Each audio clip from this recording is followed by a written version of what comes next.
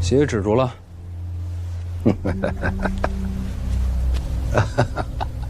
还没消够。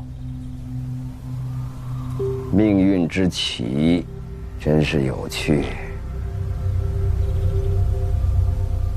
你救我是为了那个秘密？那个我早就不指望了。我救你是为了上山虎。我坑了他一次，再想让他听我调度，就得拿你当筹码。有道理，有谋断，有狠毒。虽然年轻，可前途无量啊！可惜没用。狼桃那一刀我也救不活，你确实快死了。既然如此，我就把这个秘密告诉你吧。告诉我？说是秘密，其实也很简单。哎，等等，怎么？我说给你，你还不愿听吗？你没道理告诉我呀。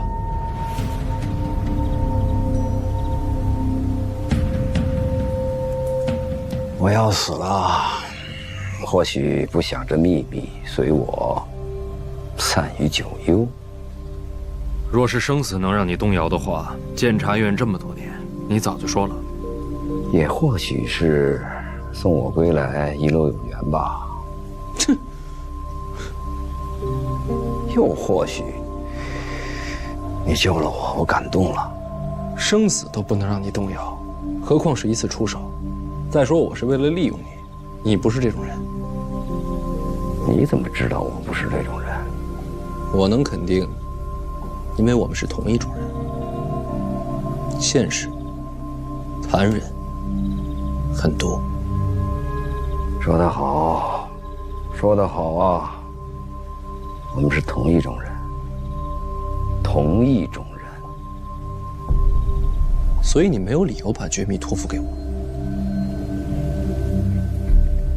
你长在儋州，是，算起来刚入京东不久。没错。这么快就升到了监察院提司？正是。你父亲是谁？我父亲是范建。范建，什么官职？户部侍郎。我记得，他和陈萍萍相熟。那又怎么样？既然范建在京都，为何把你留在儋州？这与你何干？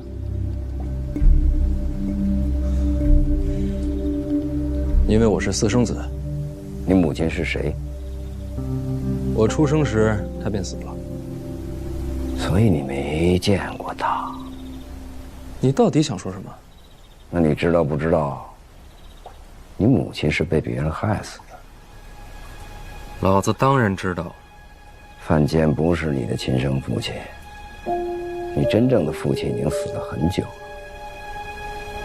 你说什么？孩子啊，我儿子是你父亲，你是我的孙子。什么鬼？唉，我这支血脉近乎断绝，说是孤魂野鬼也不为过呀。沈仲把你怎么了？我知道你多少会有些不信。什么叫有些？完全就是扯淡，好吗？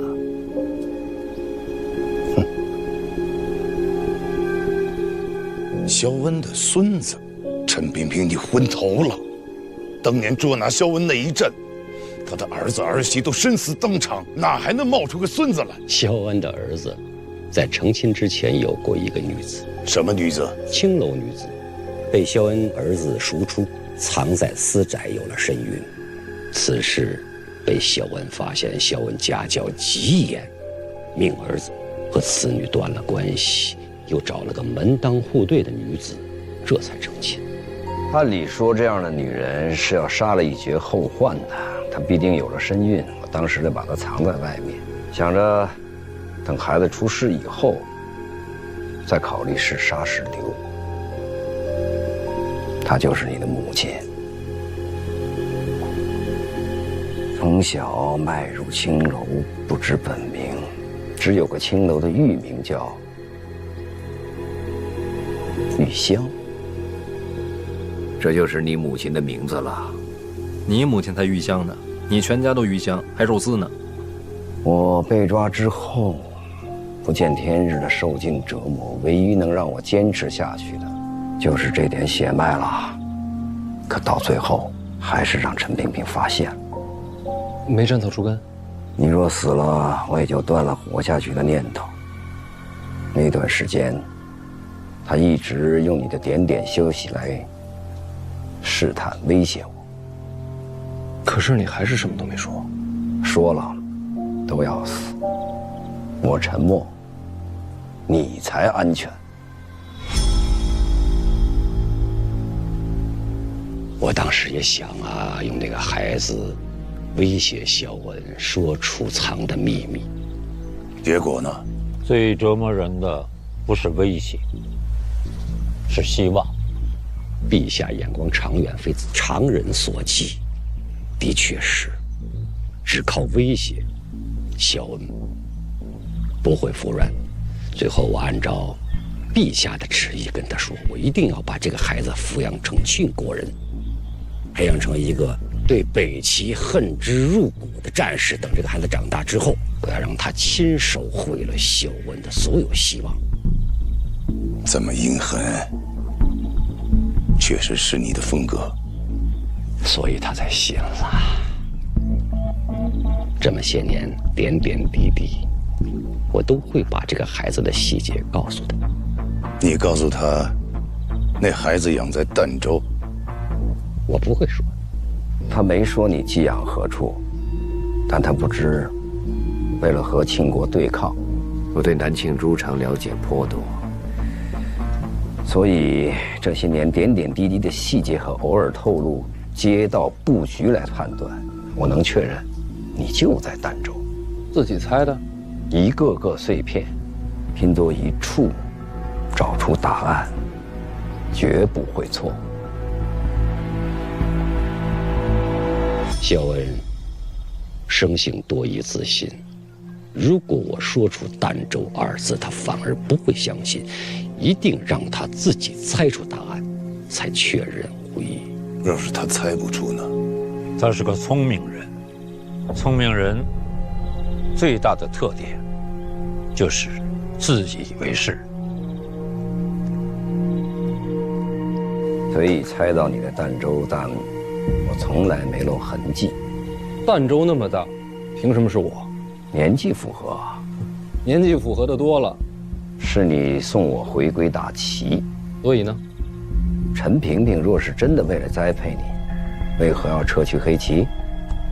以监察院之能，怎么会猜不到虎儿来救我？他撤去这一切防卫，让你独当一面，这一切说到底就是想用我的手来杀你。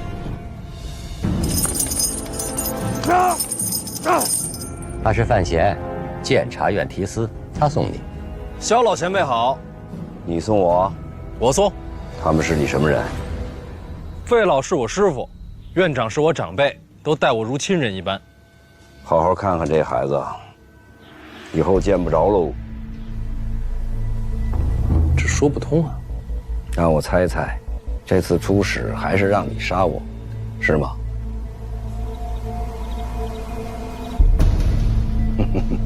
不觉得矛盾吧？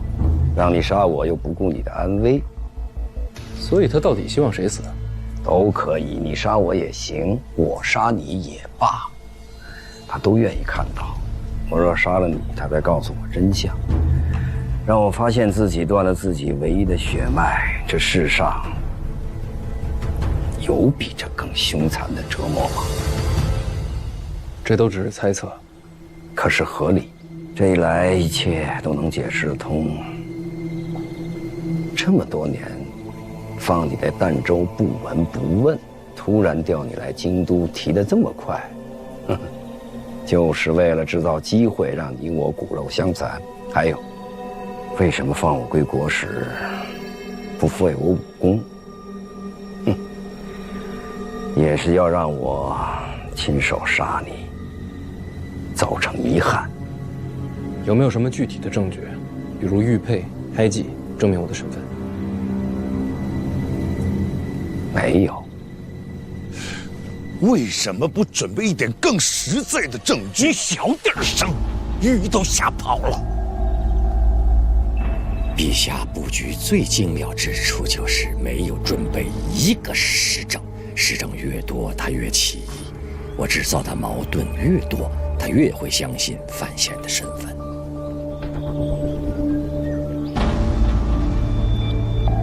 真是好手段呢。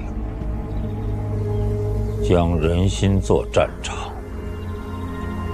才是最惊心动魄的。可是事实如此啊！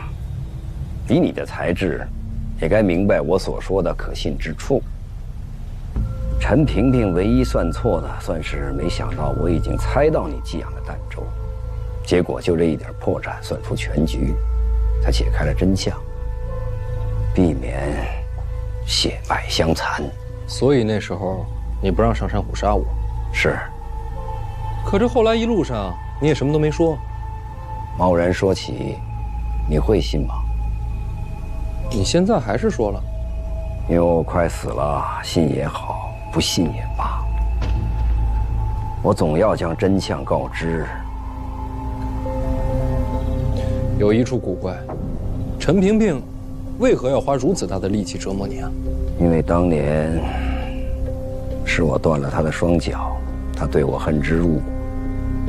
陈萍萍这种人，一旦心中有恨，就算10年、100年，他也不会放手。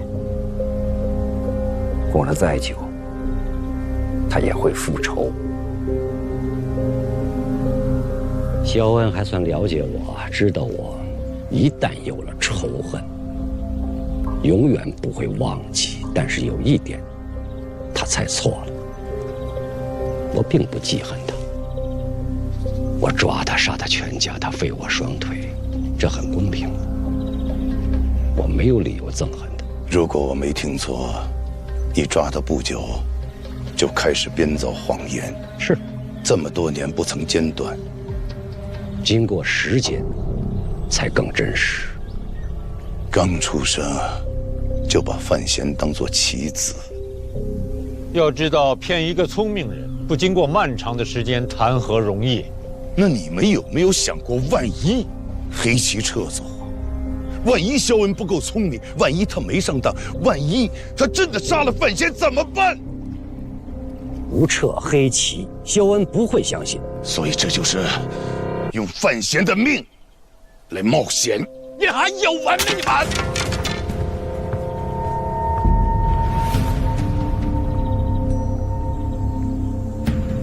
那可是叶青梅的儿子。你知不知道萧恩藏的秘密到底是什么？我说的秘密是一个地方，也是一个人。你听说过神庙吗？天下所祭，皆为神庙。天地初分，聚首横行。神庙中人行威德降世，传世人文字礼教，主事人开山辟海，定鼎人族基业。你怎会不知？神庙，虚无缥缈，没有人去过的神庙。可我亲眼见着了，在哪儿？北边，很北边。北边。哎，知道我有个兄长吗？庄墨寒。原来你已经知道了。算辈分，他是你伯公，或者叫大爷爷。祈年殿上被我给气吐血了。听说了，都是一家人，无伤大雅。他年少成名，是个文坛大家。我名声不显，虽然做了提旗之首，可是很多人还是觉得我占了他的光，我很不服气，所以跟了母亲的姓，也就是你的曾祖母。行了，先别论亲戚了啊！这么一会儿我辈分快没了。好吧，先说事儿。我换了姓，一心要立下大功。那时候，先帝一心追求长生不老之术，举全国之力，找到一丝线索，说神庙在北边。先帝派了一支1000人队伍往北方去，寻找神庙的下落。带队的就是我跟苦荷。苦荷，把大宗师也派去了。那个时候，苦荷还不是大宗师，先帝让他去，因为他热衷天人之道，对神庙向往极深呐。再就是他必定是皇室血脉，也算是监军了。苦荷是皇室血脉，辈分上说起来，先帝是他长兄。怪不得如今的小皇帝和太后能如此信任他。哎，那要这么说的话，苦荷也有资格争皇位。苦荷这个人虽然假仁假义，但确实无心正事，对皇帝的位子他是没兴趣的。您接着说，就这么一直往北走，就找到神庙了？哪有这么简单？我们一直往北过了北牢关，踏进无人涉足之地。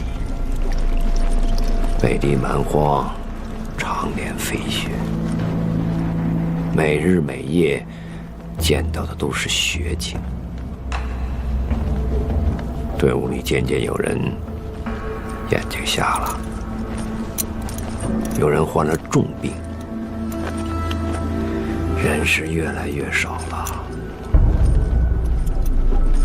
雪原艰险，意外频生，掉队的、逃走的、死亡的越来越多，1000人队走成了100人队，再后来，辎重遗失，粮草断绝，马也被吃了。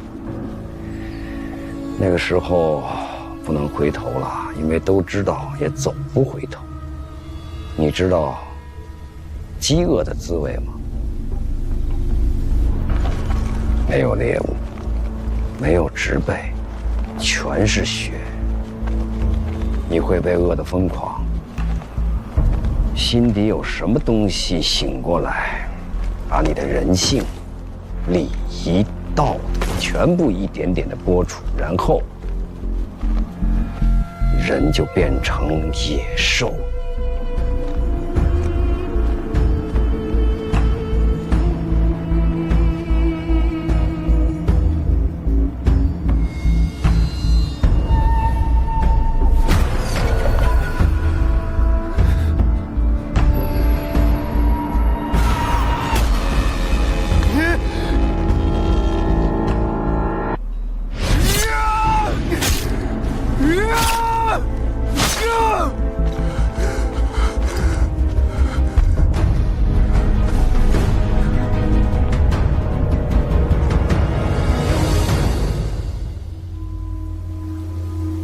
你绝望过吗？很好，我希望这一辈子你都不要有这样的经历啊。最后只剩下了我跟苦荷2个活人，按理说我们是有一个结局，互相残杀。然而在这个时候，我们见到了天怒。或许是神庙知道凡人试图找到他们，因此震怒；也或许是在惩罚我们所犯下的罪行。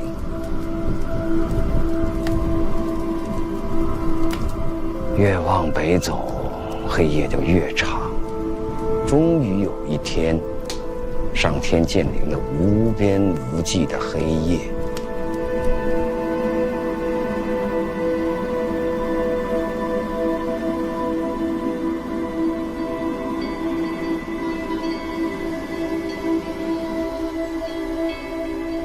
那叫极夜。为什么这么叫？谁起的名字？啊，我随便说的。你接着说。遇到极夜，在之后呢？苦荷在向上天祷告，我也跟着在做。后来在雪地底下，我们找到了绿藻，很苦，但总算无毒。就这样每天在黑暗中煎熬，不知过了多久，眼看生命到了尽头，就在我们快撑不下去的时候，天终于亮了。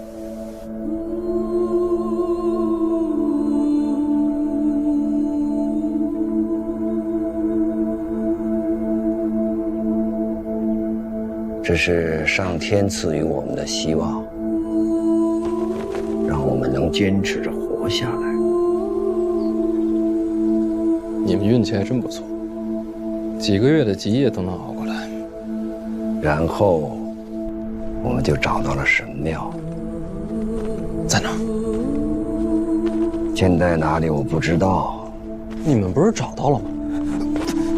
他本来不在那儿，可是一眨眼就出现了。我到现在都不明白他怎么出现的，也不知道神庙究竟是什么。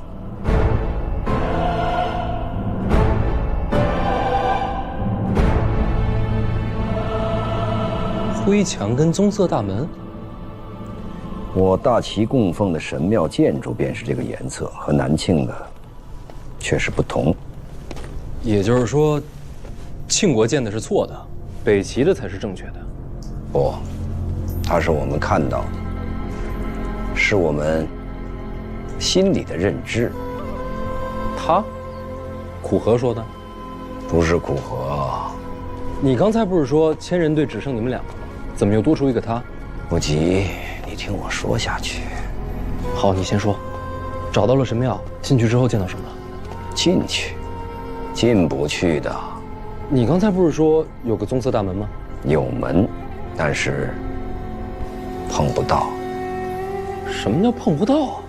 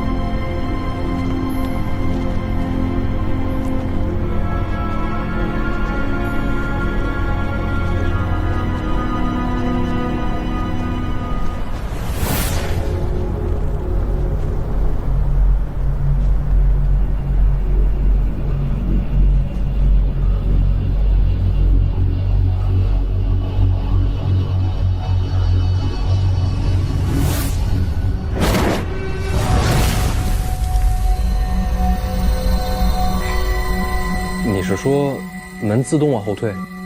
也不是往后退，这个感觉怎么说呢？就像那扇门本来在这里，当我伸手时，它就自然而然地到了另一个位置。不管我怎么往前冲，就是只差那么一点点，一点点，又好像隔了整个世界，永远触碰不到。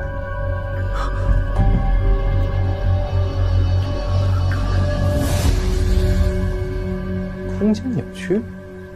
苦荷说是我的心不够诚，然后他就虔诚的祷告，再伸手去碰。可惜啊，一样摸不到。是摸不到，可是与我的遭遇又不一样。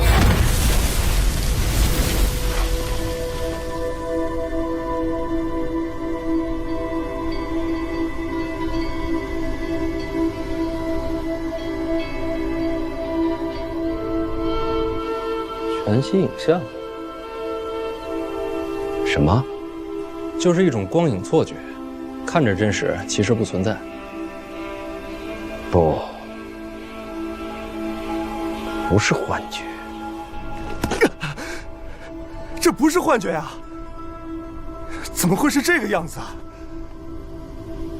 我们想了很多办法，就是无法触到那扇门。我摸，触不到；他摸，神庙就消失了。翻墙呢？一样的，墙面也无法触及。苦荷说，这是我们命里无缘。然后呢？然后就回去了。这秘密有什么好守的？然后门开了。你不是碰不到那门吗？是碰不到。那怎么推开它？是从里面开的。里面有人打开。所以我才说，我的秘密是一个地方，也是一个人。这地方就是神庙，而这个人就是神庙里的仙女。是个女的。后来，她也来到了人间，她的名字叫做叶青梅。不知道你听说过没有？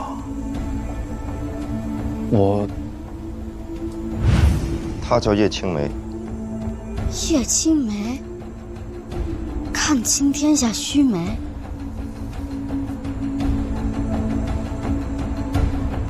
世上没有规矩能锁住他，他永远能做出别人想不到的举动来。你知道这个院子住过谁？不知道。住过朕的一位故人。当年他就站在这儿，我问他，监察院出舍要种些什么花，只要他开口，再名贵的花我都能找到。你母亲确实是天下无双啊！老娘究竟有什么魔力呀？她是指引者，亦是背叛者，是补天之女娲，是万象之阴，是终结之末。你好，儿子，你没有看错，这封信就是写给你的。当然听说过。不止听说过，她还是我娘呢。那是我第一次见到她。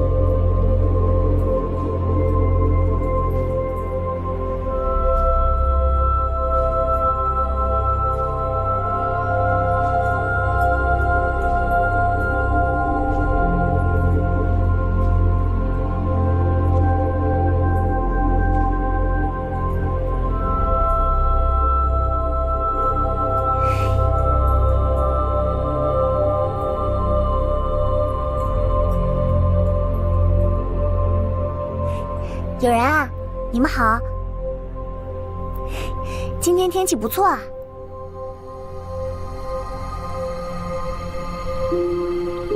有什么不对吗？我已经换了符合现在文明的衣着打扮了呀。请问你们二位是不是傻的？好直接的问法。我们也好一会儿才反应过来，神庙里居然真的有仙女出现，苦荷立即就跪拜。可我还是犹豫了。跪拜能有什么好处？不然他怎么会成为大宗师呢？是我娘，跟这也有关系？你贵姓啊？我们都不认识，你这是磕什么头啊？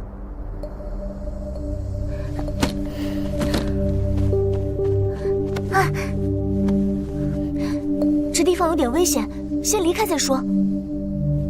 来，你再这样磕下去，都磕成脑震荡了。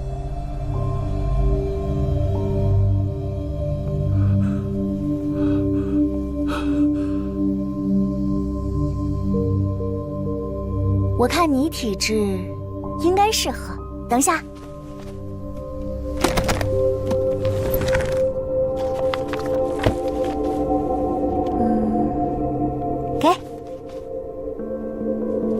我已经换成你们现在习惯的行文方式了，你照着看就可以。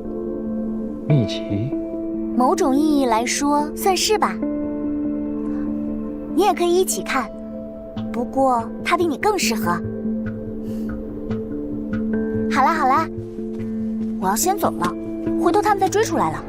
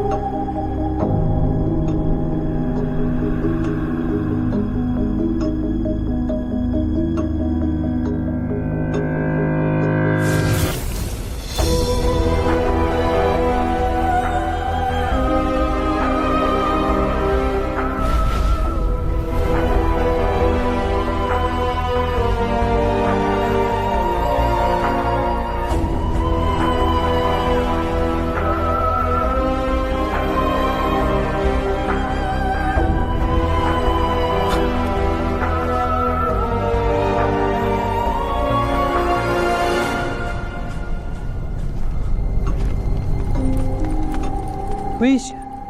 什么危险？他说有东西不想让他离开，然后有人在里面阻拦追兵，所以让我们尽快带他离开那片雪山。去哪儿？你们就带他回了北齐？是。那本秘籍呢？我和苦荷一起研究过，和他说的一样，我怎么练都不如苦荷提升得快。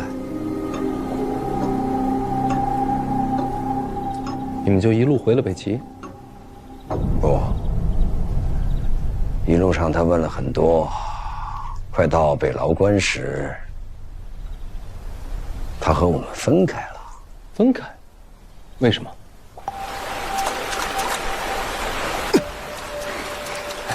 我也要玩。你也玩？嗯。给。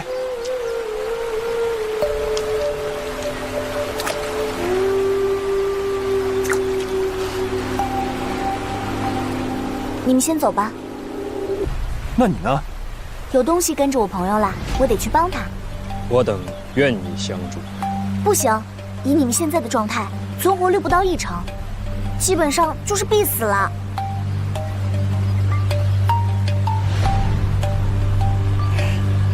你们放心，你们先走，我不会有事的。他说的话，苦荷就当圣旨一样。不对，比圣旨还要尊敬，所以他就听话的走了。你呢？我想着那本秘籍也跟着走了。再说神庙中的人都害怕麻烦，我还是有自知之明的，不敢插手。这故事倒是很传奇，但我还是不明白，为什么要保密？是他的要求。我想请你们帮我一件事。哎呀，你们快起来，没有那么夸张啦。是。只不过呢，我希望你们可以保密，不要把神庙的地址说出来，也不要说在神庙见过我。总之，关于神庙的一切，都请藏在心里，不要外传。是。为什么呀？你知道神庙长什么样子吗？之前见过。黑墙慧眼，其实不是的，那只是你们心中的认知。你们觉得它长什么样，你们就看到什么样。有人觉得神庙应该金光闪闪的，那他看到的应该是一座大金宅子。神庙会根据人的心愿而改变吗？可以这么说，它确实可以读懂人心中所想。那要你这么说，这神庙好像是活物啊。也可以这么说吧。真的是活的？但又不完全一样。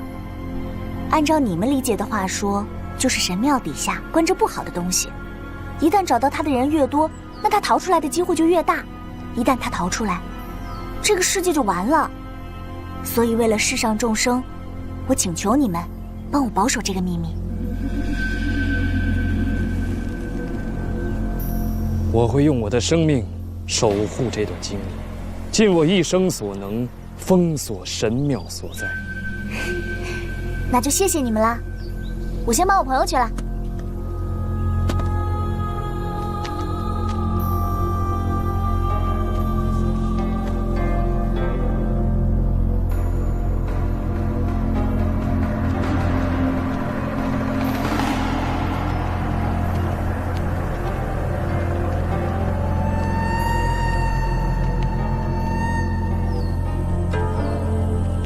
这本秘籍，你可不能自己一个人独吞啊！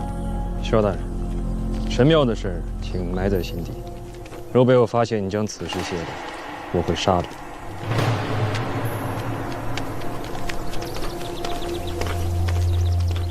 从那以后，我就再也没见过叶青梅。果然，老娘确实是神庙出来的，她的朋友应该就是五竹树。可是追出来的是谁？或者说是什么？神庙底下的秘密到底会是什么？按心意改变模样，读心术吗？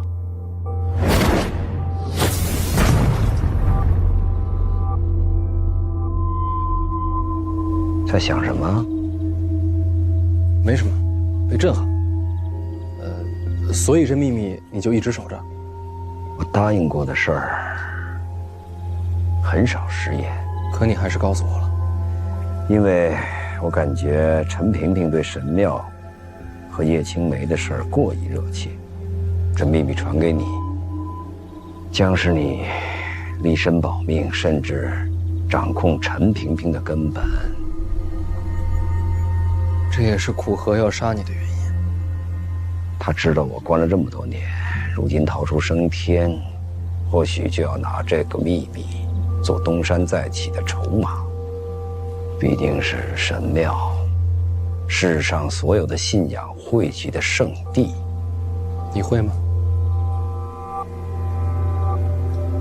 谁知道呢？之后呢？苦荷什么时候成为大宗师？那件事2、3年后吧，他很快地把我甩在了身后，就是因为那本神庙的秘籍。叶青梅呢？之后去了哪儿？听说他四处云游，身边多了个瞎眼的仆人。去过东夷城，见过四顾剑，之后又去了南庆。叶流云也和他有过交往。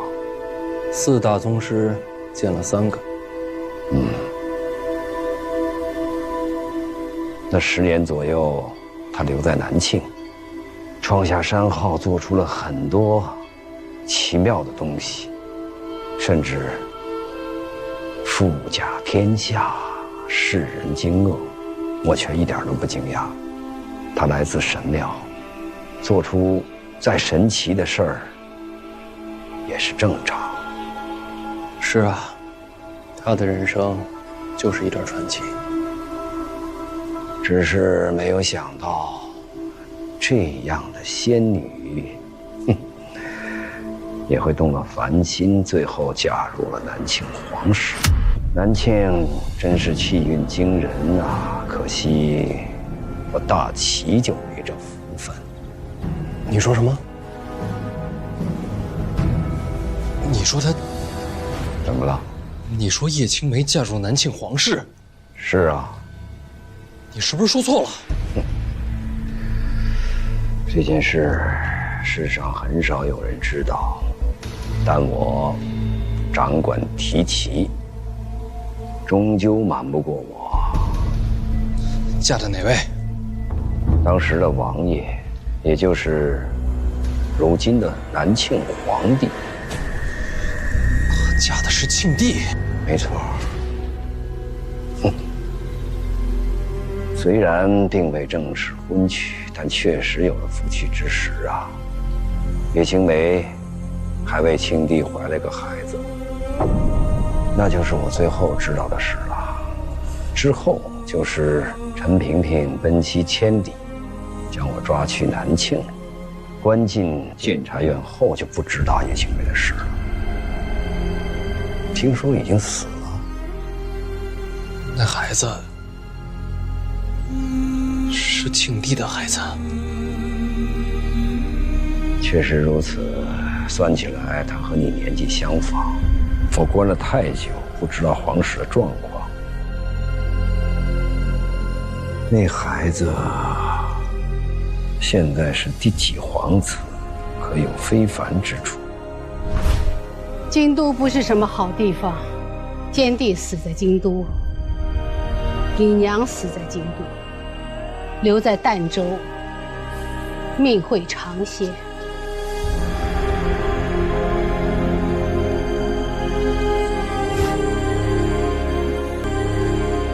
我娘死在京都了，杀她的人还在吗？我不知道。宫中有旨，召你入宫。原来如此，这才是陈萍萍和范建隐瞒的真相，这才是多年不让我入京的原因所在。我不是范家子弟，我是庆帝的儿子，我是皇子，我的身体里流着的是他的血脉。朕有些累了，先歇息了。你们兄弟三人吃吧。不想就不跪。在这儿跟宫里不一样，宫里是君臣，在这儿有何不同？你活着回来。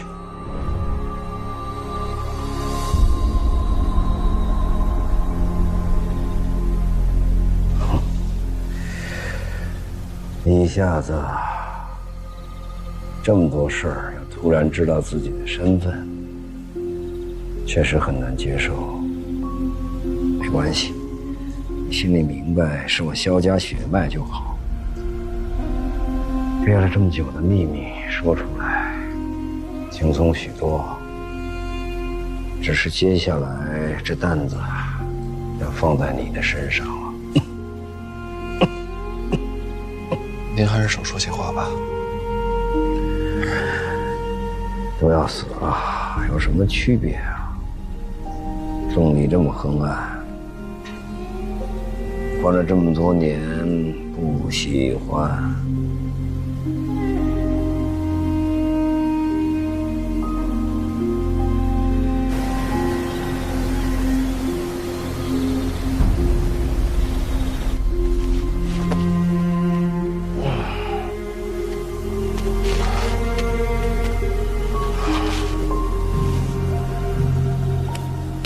这儿望出去，很好。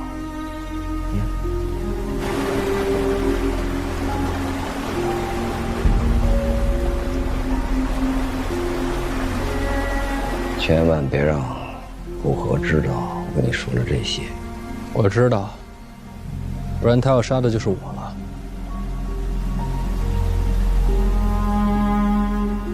以后有什么打算？留在大齐，还是回南庆？回南庆。也对，你的根基在那边。陈萍萍不知道你了解了真相，你会大有作为的。回去之前，有空去见见周慕寒，告诉他我的死讯。我一定会去的。还有什么要做的？我死以后就坐在这里，不用埋我。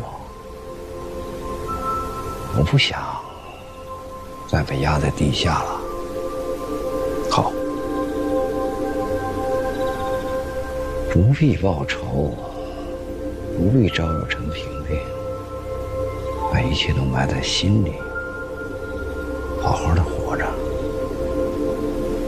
我知道。你说死了还能见到他们吗？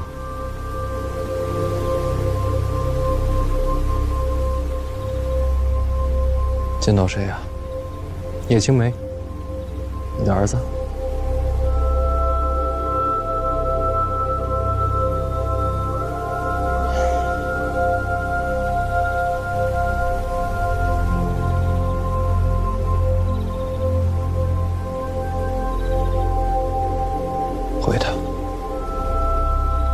会见到的。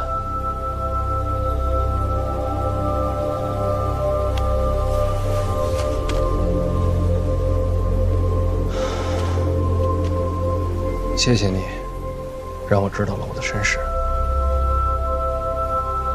很可惜我不是你的血脉。安心坐着吧，不会有人来打扰你了。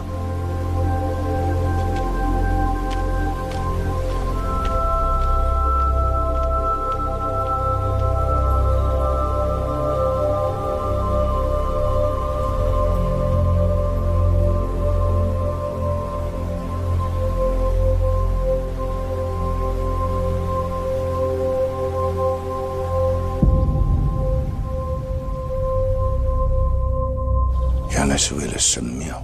萧文藏的秘密就是神庙啊！吴主记有事，阔和绝不会背叛自己的诺言。要想寻到神庙，萧文是唯一的希望啊！那么多年行训为国，他就会告诉范闲吗？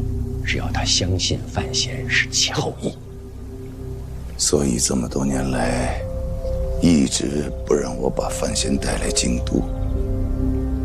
一是为了范闲的安危，第二，还在等待时机。要想让萧文离开监察院，接触范闲，行事就要合理，不能有半点的操控迹象。是啊，两国战事将起，这是最好时机。四战落定，不论胜败，上山虎和庄墨涵一定会提出要换回萧文。所以范闲来到了京都。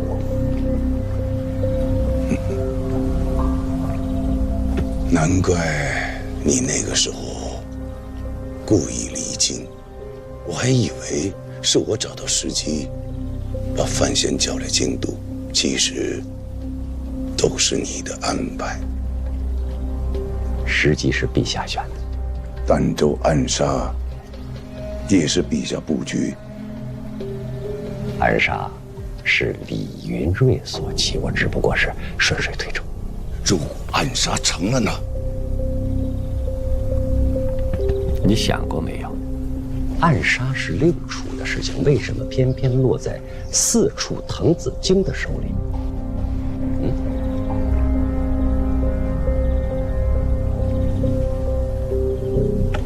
因为在1个月前，我就把儋州周围监察院所有的人员全部调离，只剩下4处的滕子京，只有他才能完成这次刺杀。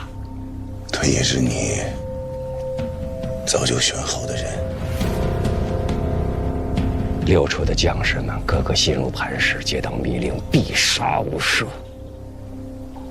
不管范闲说什么，他们都不会解释。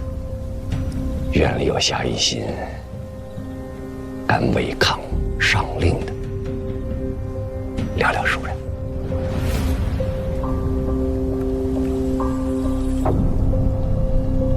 所以滕子京就是其中之一。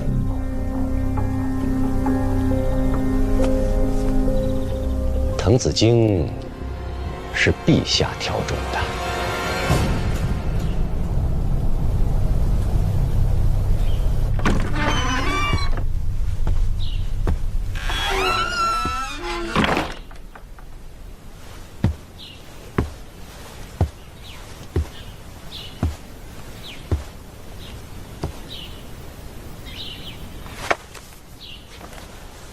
我以为你已经把我给忘了。在看什么？北齐的话本杂书。我想我已经在这儿了，就多了解一下这里的风俗习惯吧。你跟以前不一样了。你找我有何事啊？是有事儿要让你做，不过在那之前，我想问你一个问题。你还记得滕子京吗？牛栏街那个被杀死的护卫，他曾跟你有过过节。你在路上被行人泼脏，府里家丁出手报复。是有这么回事。之后你以行刺罪名，让刑部通缉滕子京。那是我手底下的管家做的，我也只是听说而已。所以你并不知情。我当然不知道，我怎么会为一个草民劳心费神啊？判了个满门抄斩，判了这么重啊？也不是你背后推波助澜，当然不是我，我转天就把这事儿给忘了。好，再之后，滕子京被监察院救走，受命调离京都，你有没有让人骚扰他的妻儿？你什么意思啊？我乃堂堂礼部尚书之子，宫中编撰，太子门下，前途一片大好。我为什么要这么做啊？我这么做不是给自己的名声抹黑吗？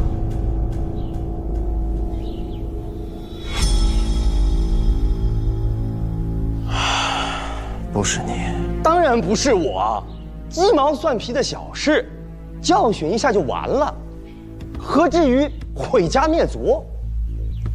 你当我们国家都没有家教的是吧？所以才会这么巧，偏偏让我在那个时候来到京都。什么？这一切都算计好了，就是为了让我跟萧恩见面。萧恩？萧恩他不是转交北齐了吗？我相信你没有骗我，滕子京也不会说谎，所以这一切都是监察院的手段。你在说什么啊？萧恩和滕子京是什么关系啊？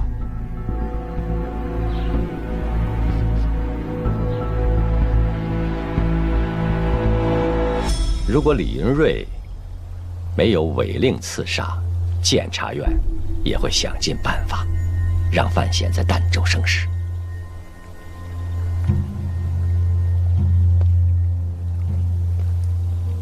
所有的人都在你的棋局里，每个人都只是棋子而已。不是我的棋局，这盘棋陛下才是棋手。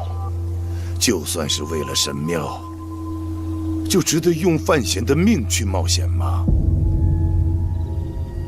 你不是不知道啊，小姐当年有多少秘密，那些秘密，那些奇思妙想，都来自于神庙。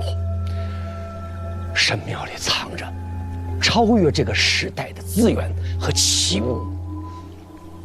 只要拥有了神庙，庆国就可以凌驾诸侯，成为天下中心。为了庆国，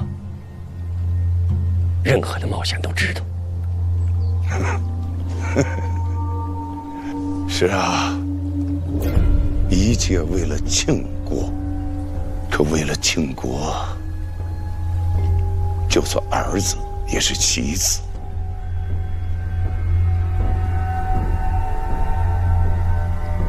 我无话可说。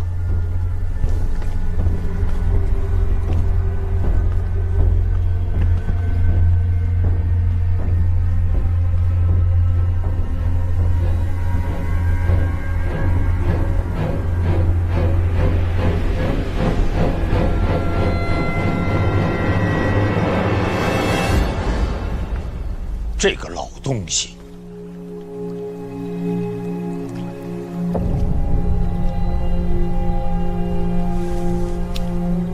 不过他对范闲的一番深情，朕也能理解。早晨起来，做了个噩梦，也记不清梦见什么了，就是突然惊醒了。陛下，他说范闲是棋子，但他更是朕的儿子。是，陛下的所作所为都是为了秦国，朕所知的。范建不一定这么看。他确实把范闲当做了子侄，有怨气，会想明白的。你不是也把范闲当作子侄吗？是。可是朕命你把黑棋撤走，让他陷入绝境，你可没有犹豫啊。臣知道自己是谁。你是谁呀？陈萍萍啊，陛下身边的一条老狗。我这般残躯还能统领监察院，都是陛下信中。我是把它当作子侄，但是我唯一忠心的，就是陛下呀。陛下有令，别说子侄，就是我的性命，也可以谈笑且之。啊，朕听清了，举国上下千万子民，最忠诚朕的就你一个人了。臣知道，臣明白。时辰不早了，朕要回宫了。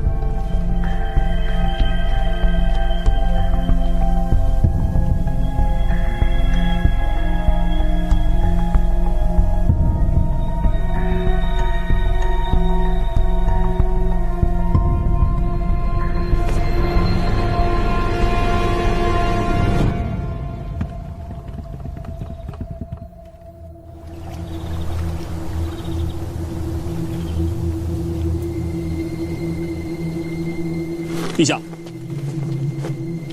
凤姐，陈萍萍现在在院子里头，你给我跟着，看他都见些什么人，说些什么话。监视陈院长。庆国举国上下，朕最信任的就是你了。臣绝不辜负陛下厚望。回宫吧。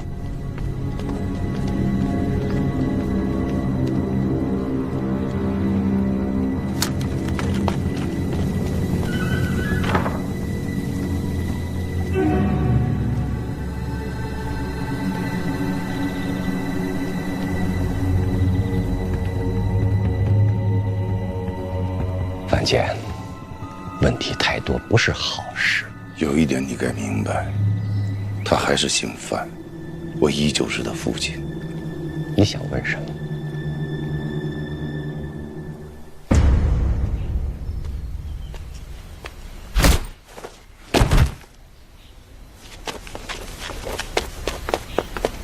大人，您可回来了，怎么样？没事吧？严冰云可有举动？没有，一直安静留在屋里。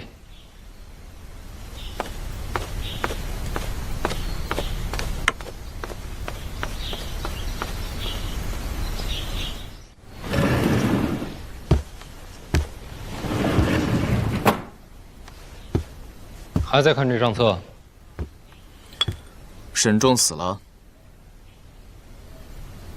没有，我骗了你。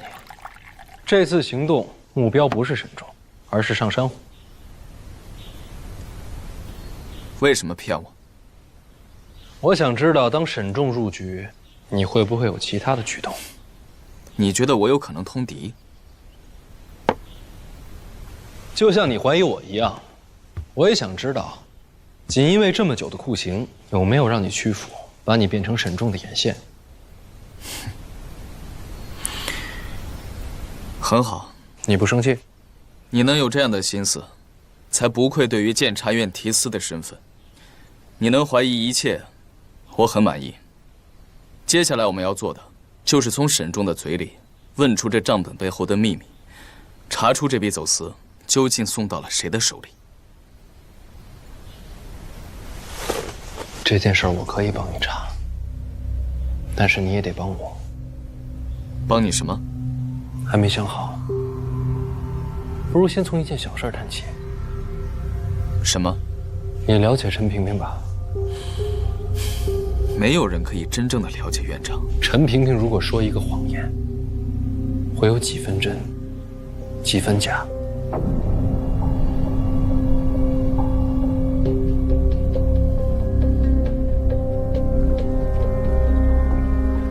你不是有话要问吗？怎么不开口了？获取神庙，是为了庆国。那在你和陛下的心里，庆国和范闲，哪个更重要？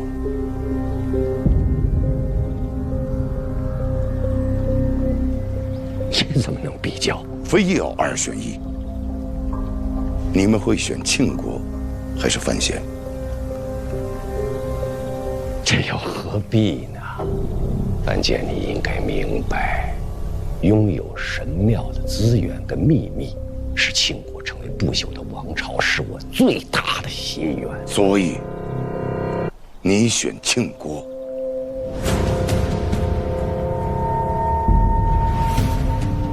为什么不能两全其美呢？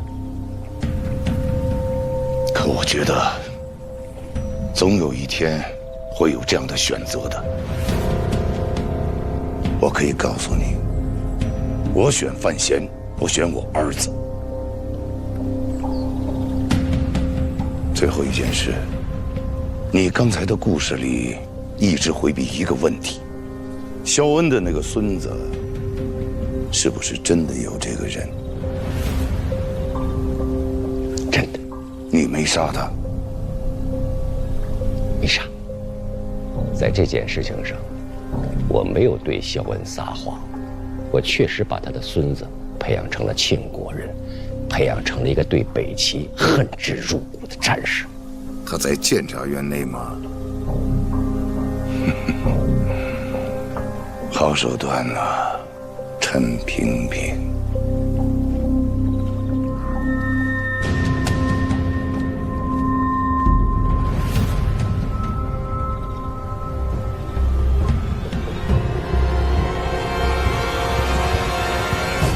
你问这个有什么意义？监察院里有多少人跟我同龄？你问这个干什么？放心，不会对庆国不利。有很多，无法计算。像我和你也是同龄。监察院向来从小培养心腹，所以我真的不太清楚到底有多少。你说什么？你跟我也是同龄？对啊，有什么问题？你见过你的生母没有？这又算什么问题？就当成是我的好奇。家母在生我时便过世了，从未有缘见到。你跟令尊相处得多吗？我父亲对我很严格，从小便把我交给别人抚养。虽然见得不多，但也是为了我好。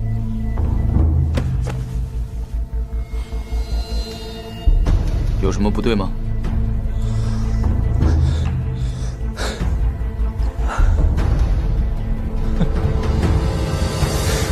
所以这一切都在他预料之中。滕子京是你的手下，他对我动手，到头来一定是你来负责。你怎么又提陈年旧事啊？所以，注定是你被派到上京潜伏。怎么叫注定啊？滕子京接受违令，这事谁能事先预料？谁能事先预料？所以他早就知道，萧恩一定是用来换你。就算萧恩侥幸能在北齐活下来，你还是会回到秦国。不管怎么挣扎，逃不出他的掌心。范闲，你到底要说些什么？萧恩说了，陈萍萍是玩弄人心的魔头。哼，果不其然，一切都在他的掌控之中。确实是院长让我留在大人身边的。跟黑旗通风报信的也是你吧？你到底是什么人？